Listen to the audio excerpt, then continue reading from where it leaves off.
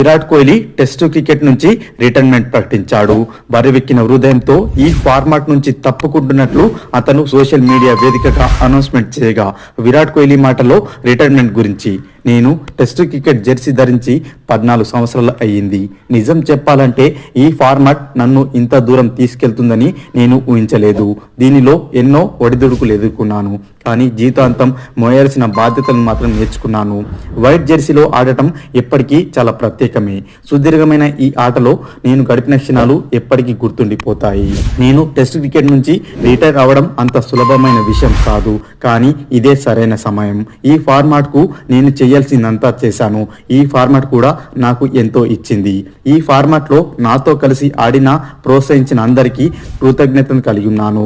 బరువెక్కిన హృదయంతో వెళ్ళిపోతున్నాను. నేను ఎప్పటికీ నా టెస్టు కెరీర్ను చిరునవ్వుతో తిరిగి చూసుకుంటానని విరాట్ కోహ్లీ సోషల్ మీడియాలో రాసుకొచ్చాడు.